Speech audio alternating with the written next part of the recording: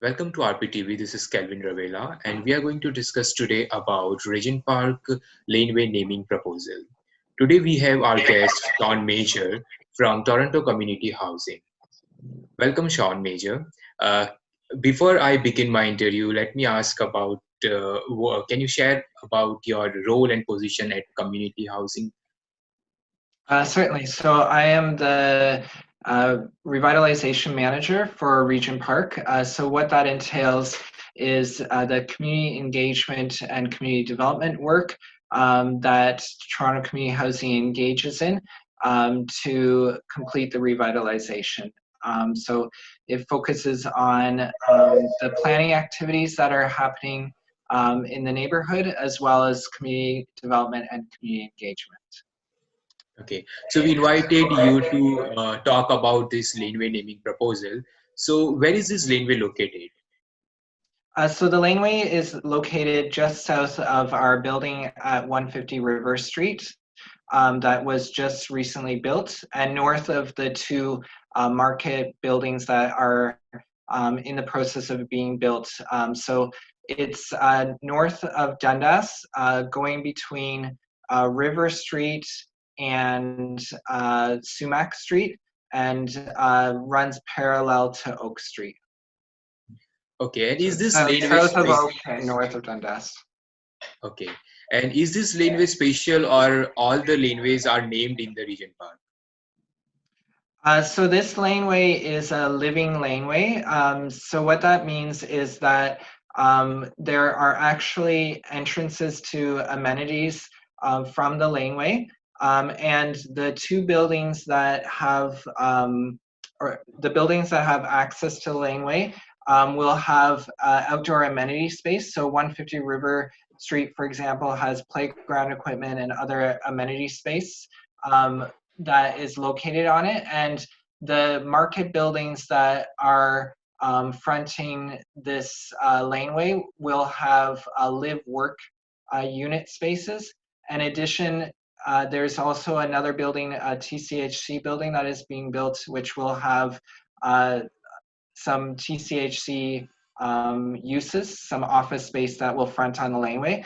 And for this reason, the laneway needs to have a name, and it will have street addresses.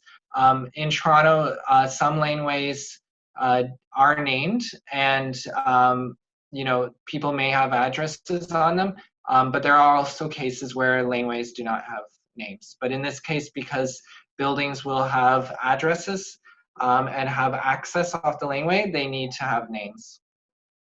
Okay, so what is the process of naming a laneway and who initiated this process? So the process was initiated by TCHC and our developer partner, Daniels Corporation. We need to, as I mentioned earlier, have a laneway name because it needs to ensure that there's physical addresses for the different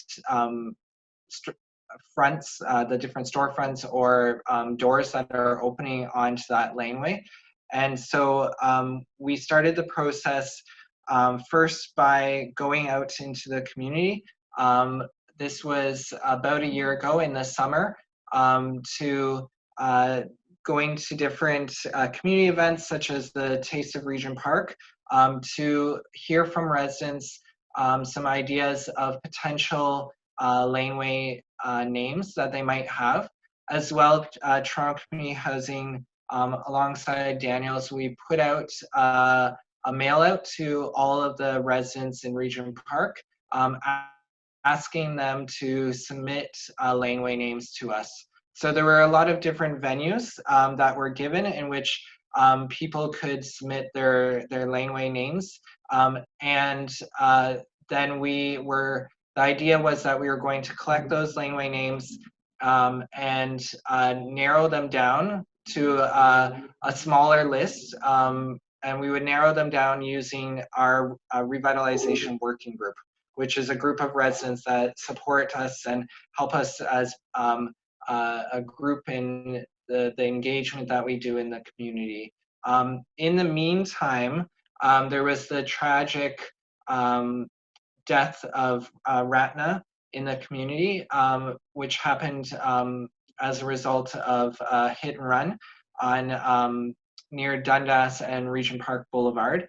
And so at the same time as this was happening, the family of Ratna approached us and also put in the name for the laneway for Ratna to be named as well in this process.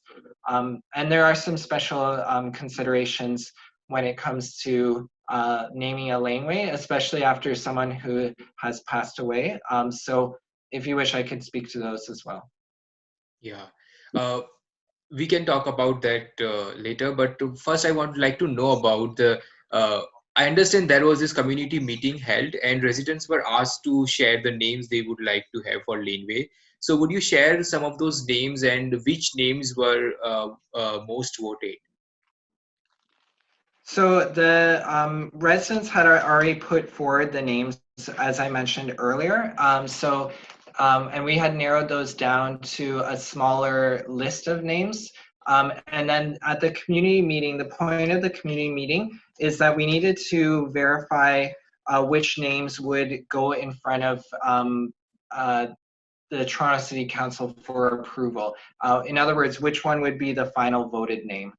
So I'm just looking here for my list, but there were a number of names that were put forward. So there was Freedom Lane, Viola Desmond Lane, Takaranto Lane, Phoenix Lane, and Ratna Lane. There were 5 names that were put forward. And the community could come to the community update meeting and then vote on their preference. And in the end, we recently this week completed a process to count out the number of ballots, and Ratna Laneway was selected as the name through an overwhelming majority. There are some next steps that we need to do, and it kind of speaks to the special circumstances with when a laneway or any street, for that matter, is named after someone who was deceased.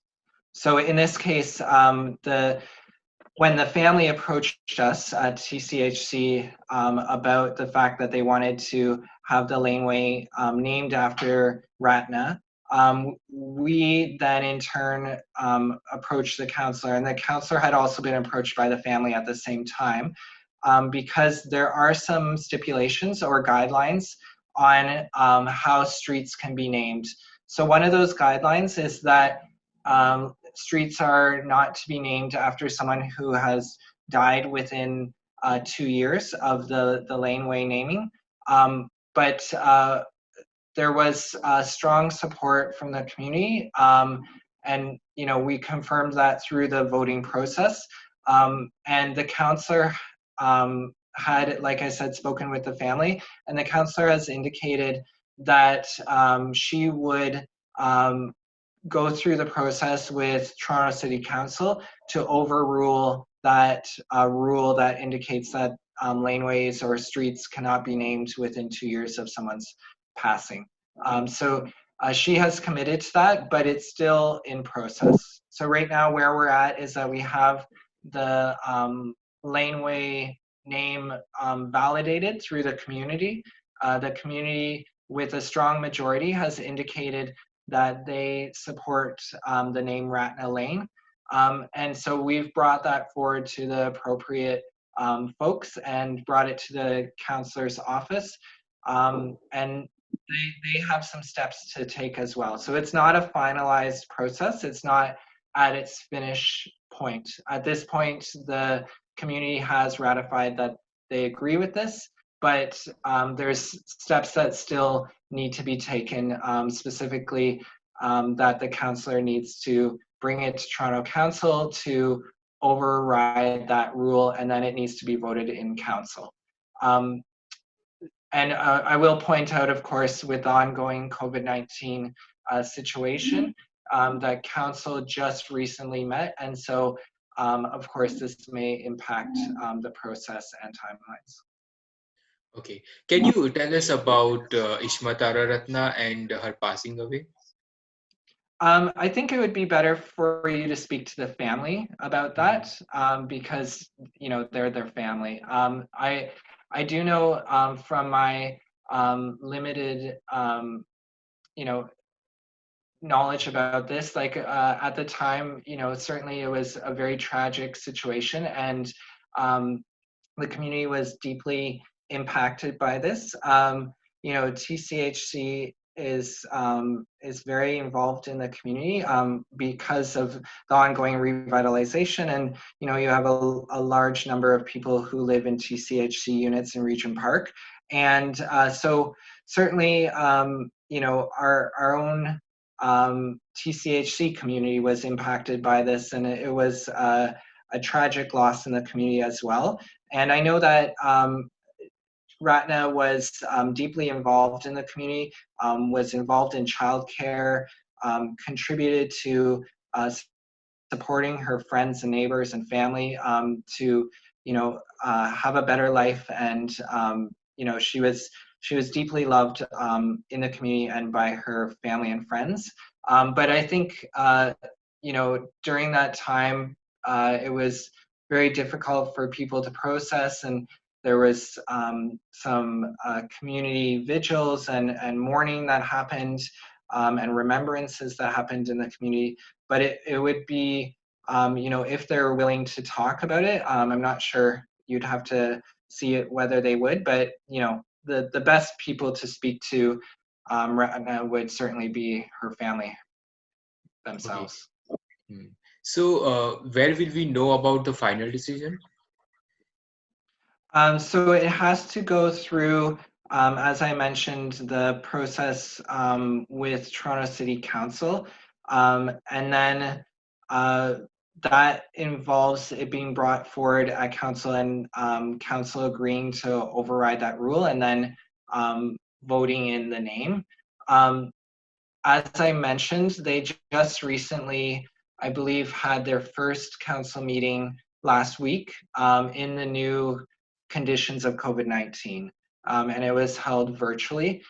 Um, and I think at the initial council meetings, they're focused on responding to the emergency, and the fact that the city is in an emergency mode right now may mean that there's delays. So unfortunately, I can't give you an exact timeline because it has to be brought to council, and um, you know when that can be brought to council, I'm not entirely sure, because they have you know, uh, sort of a order of operations that they have to go through, where they're focused on emergency response right now. So unfortunately, we don't have an exact timeline, but certainly when we hear more details from the City of Toronto or the councillor's office, we'll make sure to communicate that out into the neighborhood as to what the timelines are. And then, of course, if this gets voted in through council and is approved, then we would announce it as a finalized decision. Okay. And will there be a ribbon cutting ceremony or something like that?